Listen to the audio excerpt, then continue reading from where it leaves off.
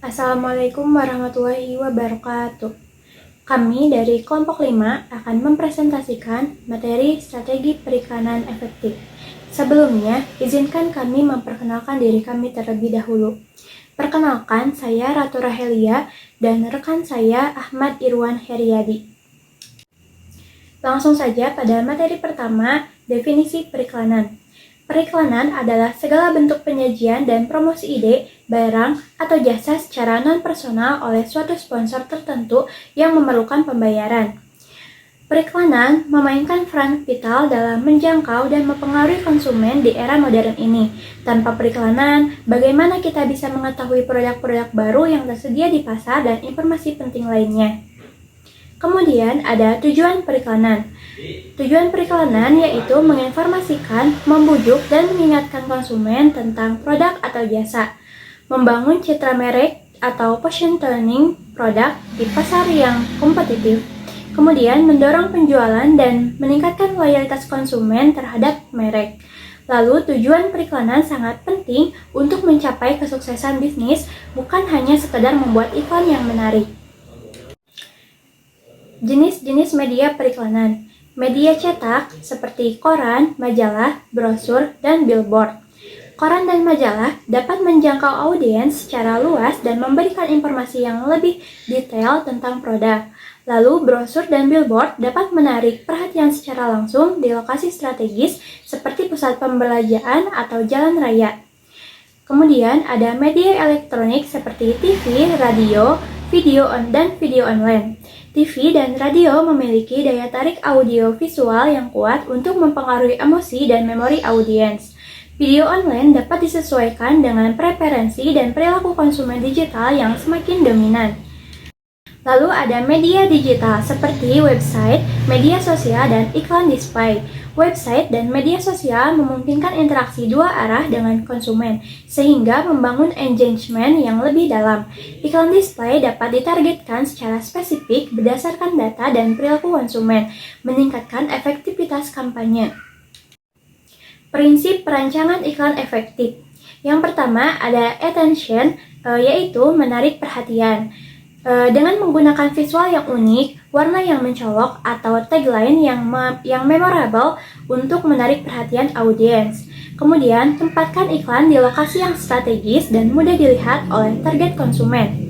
Lalu ada interest, yaitu sampaikan informasi produk yang menarik, sesuai dengan kebutuhan konsumen dan membangkitkan rasa ingin tahu. Lalu gunakan testimonial atau endorsement dari orang yang berpengaruh di kalangan target audiens.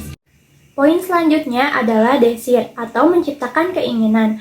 Tunjukkan keunggulan produk dan manfaat yang diperoleh konsumen secara jelas dan meyakinkan. Kemudian ciptakan rasa harus memiliki melalui promosi atau diskon yang menarik dan memberikan nilai tambah.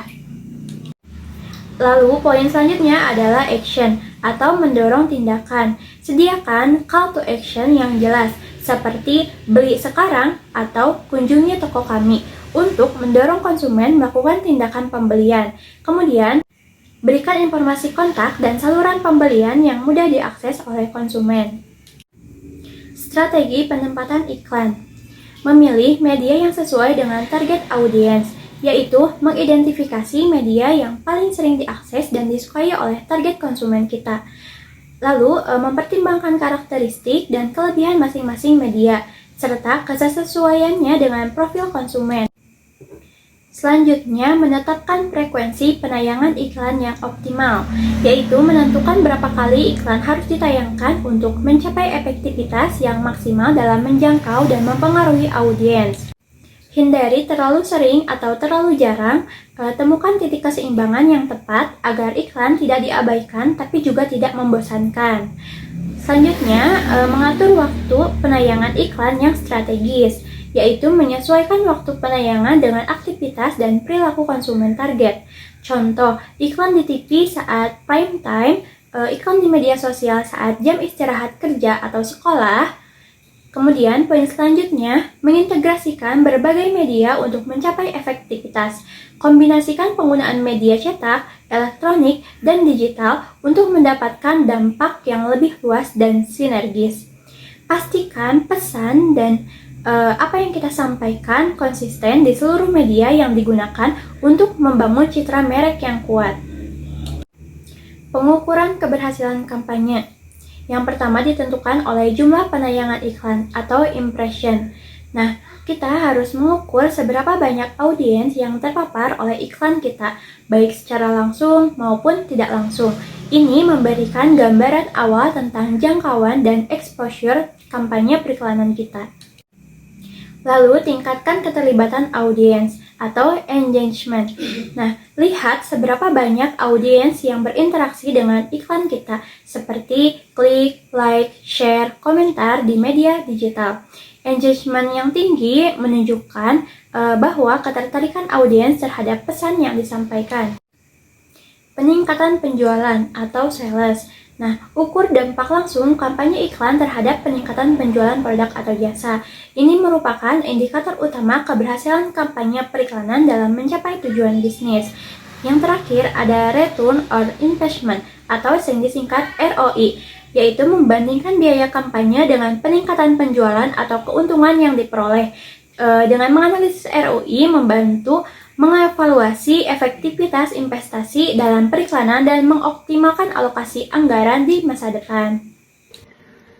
Terdapat 5M dalam periklanan, yaitu mission atau misi, kemudian market atau pasar, kemudian ada message atau pesan, media, dan money atau anggaran. Studi kasus terhadap kampanye iklan ini ada di Bukalapak. Belanja lebih untung. Sekitar tahun 2020, Bukalapak meluncurkan kampanye iklan belanja lebih untung. Tujuannya adalah untuk mempromosikan keunggulan platform Bukalapak dalam memberikan penawaran dan diskon yang menguntungkan bagi konsumen. Terdapat strategi kampanye, yaitu yang pertama ada fokus pada nilai tambah atau iklan menekankan keuntungan dan penghematan yang didapatkan konsumen saat berbelanja di Bukalapak. Kemudian pengguna influencer, ini bisa melibatkan influencer dan selebriti lokal yang dapat menyampaikan pesan kampanye secara kredibel. Dan yang ketiga yaitu integrasi offline atau online. Kampanye ini diintegrasikan dengan aktivasi offline seperti promo di gerai retail. Apa sih hasil yang dicapai dari kampanye ini? Yaitu ini berhasil meningkatkan brand awareness dan persepsi positif Bukalapak di kalangan konsumen. Terjadi peningkatan jumlah pengguna dan transaksi di platform Bukalapak, dan kampanye ini mendapatkan banyak perhatian dan liputan media di Indonesia.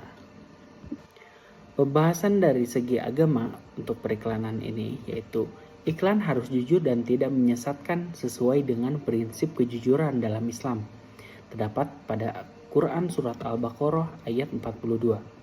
Kemudian iklan tidak boleh mengandung unsur penipuan, kebohongan, atau hal-hal yang dilarang seperti pornografi dan perjudian. Ini terdapat di Quran Surat An-Nahl ayat 105. Dan iklan harus menghindari manipulasi dan menyampaikan informasi yang sesuai dengan realita demi melindungi hak-hak konsumen. Untuk pembahasan dari segi hukumnya, yaitu terdapat pada Undang-Undang Nomor 8 Tahun 1999 tentang Perlindungan Konsumen yang mengatur tentang larangan praktik periklanan yang menyesatkan. Kemudian Peraturan Pemerintah Nomor 82 Tahun 2012 tentang penyelenggaraan sistem dan transaksi elektronik yang mencakup aturan terkait dengan iklan digital. Dan yang ketiga yaitu Kode Etik Periklanan Indonesia yang menjadi pedoman bagi pelaku industri periklanan dalam menjalankan praktik yang etis dan bertanggung jawab. Solusi menurut mahasiswa, merancang kampanye periklanan yang jujur, informatif, dan sesuai dengan prinsip-prinsip etika serta regulasi yang berlaku. Kemudian memilih media yang tepat dan efektif untuk menjangkau target audiens secara optimal dengan mempertimbangkan karakteristik dan perilaku konsumen. Mengintegrasikan berbagai media secara strategis untuk mencapai dampak yang maksimal dan saling melengkapi. Kemudian bisa melakukan evaluasi dan pengukuran yang komprehensif untuk menilai efektivitas kampanye dan meningkatkan kinerja di masa. Kesimpulannya, periklanan merupakan alat penting dalam strategi pemasaran modern. Keberhasilannya ditentukan oleh pemilihan media yang tepat, pesan yang menarik dan informatif, serta evaluasi yang komprehensif.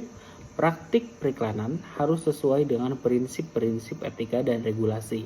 Demi melindungi hak-hak konsumen, tujuannya adalah membangun kesadaran merek, mendorong penjualan, dan menciptakan loyalitas konsumen.